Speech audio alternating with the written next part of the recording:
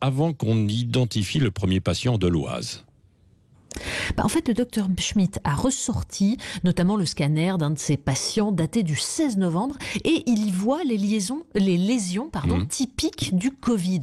Et plusieurs généralistes de la ville ont remarqué des pneumonies atypiques cet hiver. En tout, c'est à peu près 30 patients qui, selon le docteur Schmitt, auraient développé des symptômes du virus avant son arrivée officielle en France. Le problème, c'est qu'à l'époque, personne n'a fait le rapprochement avec l'épidémie qui sévissait en Chine.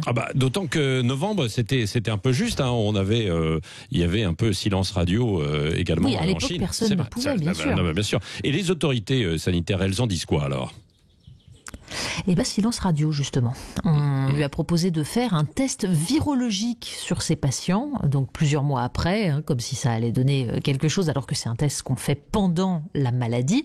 En fait, il semble que personne n'ait envie de confirmer son hypothèse, alors que lui, il demande seulement à ce qu'on s'appuie à l'avenir sur les médecins de ville pour repérer les signaux quand ils sont faibles, parce que là, un foyer épidémique a visiblement échappé ou a pu échapper à tous les radars de la santé publique. Vous imaginez ce qui se serait passé si ce foyer avait été repéré, non pas en novembre, ça c'était impossible, mais au moins au début du mois de janvier, quand il était encore temps d'éviter l'extension. On parle de vie, on parle de milliards économisés, ça vaudrait le coup de se préparer pour la prochaine fois. Oui, absolument. Enquête exclusive à lire dans Marianne. En une du jour de votre magazine ce week-end ? En une de Marianne, on vous décrit une épidémie qui frappe la France, une épidémie de foutage de gueule.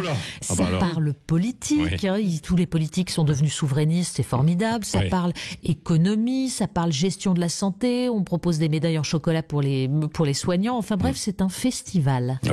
Souveraineté, on verra, on en parlera avec Emmanuel Vargon, secrétaire d'État auprès de la ministre de la Transition écologique et solidaire, qui sera avec nous tout à l'heure à 7h40 sur Sud Radio. Merci Natacha Polony. Restez avec nous, 7h27. Merci. Le Grand Matin Sud Radio, 5h-10h. Patrick Roger, Cécile de Ménibus. J'adore ce jingle qui annonce une sélection très tendance pour cet été, avec des remises jusqu'à moins 50%. Et ça tombe bien, c'est bientôt la fête des mères. Profitez des Fresh Days Zalando avec des remises jusqu'à moins 50% et du service essayez d'abord, payez après.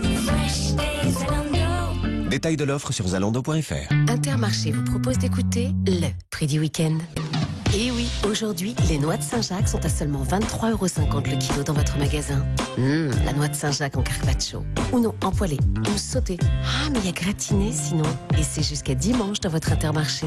Intermarché, tous unis contre la vie chère. Pecten Maximus, pêché en Atlantique Nord-Est, dans les magasins équipés d'un rayon marais traditionnel. Modalité sur intermarché.com. Sud Radio. Dans le Tarn, à Lavaur. Sur